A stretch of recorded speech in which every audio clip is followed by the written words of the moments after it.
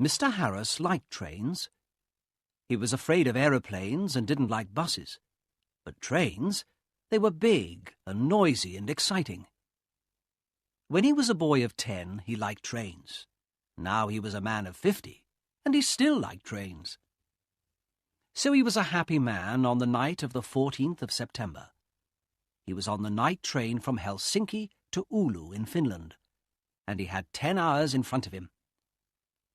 "I've got a book and my newspaper," he thought, "and there's a good restaurant on the train. And then I've got 2 weeks' holiday with my Finnish friends in Oulu."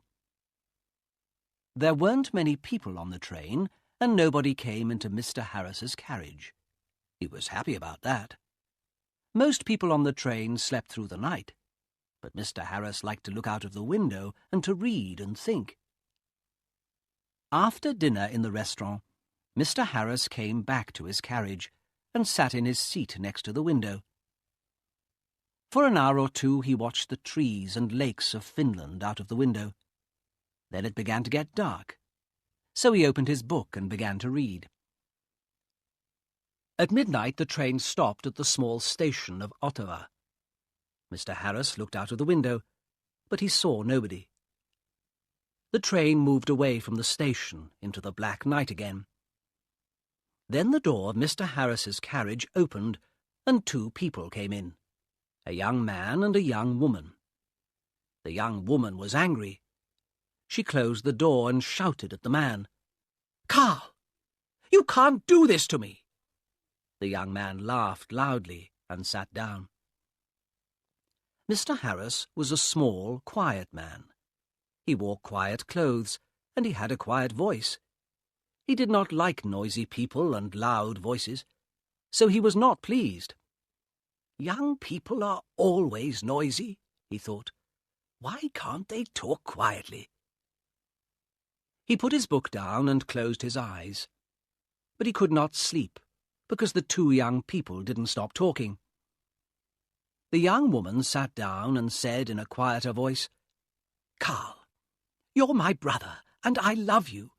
But please listen to me. You can't take my diamond necklace. Give it back to me now, please." Carl smiled. "No, Elena," he said. "I'm going back to Russia soon, and I'm taking your diamonds with me." He took off his hat and put it on the seat. "Elena, listen. You have a rich husband, but I have no money. I have nothing. How can I live without money? You can't give me money, so I need your diamonds, little sister." Mr. Harris looked at the young woman. She was small, with black hair and dark eyes. Her face was white and afraid. Mr. Harris began to feel sorry for Elena. She and her brother didn't look at him once. "Can't they see me?" he thought. "Carl," Elena said. Her voice was very quiet now, and Mr. Harris listened carefully. "You came to dinner at our house tonight, and you went to my room and took my diamond necklace. How could you do that to me? My husband gave the diamonds to me. They were his mother's diamonds before that. He's going to be very, very angry, and I'm afraid of him." Her brother laughed. He put his hand in his pocket, then took it out again and opened it slowly. The diamond necklace in his hand was very beautiful. Mr. Harris stared at it. For a minute or two nobody moved, and it was quiet in the carriage. There was only the noise of the train, and it went quickly on through the dark, cold night. Mr. Harris opened his book again, but he didn't read it. He watched Carl's face, with its hungry eyes and its cold smile. "What beautiful, beautiful diamonds," Carl said. "I can get a lot of money for these." "Give them back to me, Carl," Elena whispered. "My husband's going to kill me. You're my brother. Please help me. Please." Carl laughed again, and Mr. Harris wanted to hit him. "Go home, little sister," Carl said. "I'm not going to give the diamonds back to you. Go home to your angry husband." Suddenly there was a knife in the young woman's hand. a long, bright knife. Mr. Harris watched with his mouth open. He couldn't speak or move. "Give the diamonds back to me," Elena cried, "or I'm going to kill you." Her hand on the knife was white. Carl laughed and laughed. "What a sister," he said. "What a kind, sweet sister. No, they're my diamonds now. Put your knife away, little sister." But the knife in the white hand moved quickly, up, then down. There was a long, terrible cry, and Carl's body fell slowly onto the seat. The colour of the seat began to change to red, and the diamond necklace fell from Carl's hand onto the floor. Elena's face was white. "Oh, no," she whispered. "Carl, come back. Come back. I didn't want to kill you." But Carl didn't answer, and the red blood ran slowly over the floor. Elena put her head in her hands, and again in the carriage there was a long, terrible cry. Mr. Harris's face was white too. He opened his mouth, but he couldn't speak. He stood up and carefully moved to the door. The young woman was quiet now. She didn't move or look up at Mr. Harris. In the corridor, Mr. Harris ran. The guard was at the back of the train, and Mr. Harris got there in half a minute. "Quickly," Mr. Harris said. "Come quickly. An accident. A young woman. Oh, dear. Her brother he's dead." The guard ran with Mr. Harris back to the carriage. Mr. Harris opened the door, and they went inside. There was no dead body of a young man. There was no young woman. No blood. No knife. No diamond necklace. Only Mr. Harris's bags and his hat and coat. The guard looked at Mr. Harris, and Mr. Harris looked at him. "But," Mr. Harris began. "But they were here. I saw them. The young woman, she had a knife, and she killed her brother." "A knife, you say?" the guard asked. "Yes," Mr. Harris said quickly. "A long knife. And her brother took her diamonds, so she—" "Ah, diamonds," the guard said. "Was the young woman's name Elena?" he asked. "Yes, it was," Mr. Harris said. "How do you know that? Do you know her?" "Yes, and no," the guard said slowly. He thought for a minute, then looked at Mr. Harris. "Elena di Saronelli," he said. "She had dark eyes and black hair. Very beautiful. She was half Italian, half Finnish. Her brother was a half-brother. They had the same father, but his mother was Russian, I think." "Was? Had?" Mr. Harris stared at the guard.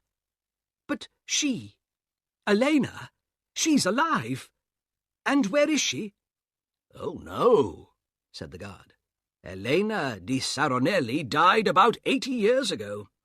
After she killed her brother with a knife, she jumped off the train and died at once. It was near here, I think." He looked out of the window into the night. Mr. Harris's face was very white again. 80 years ago?" he whispered. "What are you saying? Were she and her brother? But I saw them." "Yes, that's right," the guard said. "You saw them, but they're not alive. They're ghosts. They often come on the night train at this time in September. I never see them, but somebody saw them last year. A man and his wife. They were very unhappy about it. But what can I do? I can't stop Elena and Carl coming on the train." The guard looked at Mr. Harris's white face. "You need a drink," he said. "Come and have a vodka with me." Mr. Harris didn't usually drink vodka, but he felt afraid. When he closed his eyes, he could see again Elena's long knife and could hear her terrible cry. So he went with the guard to the back of the train. After the vodka, Mr. Harris felt better. He didn't want to sleep, and the guard was happy to talk. So Mr. Harris stayed with the guard and didn't go back to his carriage. "Yes," the guard said, "it's a famous story. I don't remember it all. It happened a long time ago, of course. Elena's father was a famous man here in Finland. He was very rich once, but he had 3 or 4 wives and about 8 children. And he liked the good things of life, so there wasn't much money for the children. Karl, the oldest son, was a bad man, people say. He wanted an easy life and money in his hand all the time." The train hurried on to Oulu through the black night, and the guard drank some more vodka. "Now Elena," he said, "she didn't have an easy life with those 3 difficult men, her father, her brother, her husband. One year she visited her mother's family in Italy, and there she met her husband, Di Saronelli. He was rich, but he wasn't a kind man. They came back to Finland, and Karl often visited their house. He wanted money from his sister's rich husband. Elena loved her brother and gave him some money, but Di Saronelli didn't like Karl and was angry with Elena. He stopped giving her money, and after that, well, you know the story now." "Yes," Mr. Harris said. "Poor, unhappy Elena." Mr. Harris stayed with his friends in Oulu for 2 weeks. They were quiet weeks, and Mr. Harris had a good holiday. But he took the bus back to Helsinki. The bus was slow, and there were a lot of people on it. But Mr. Harris was very happy. He didn't want to take the night train across Finland again.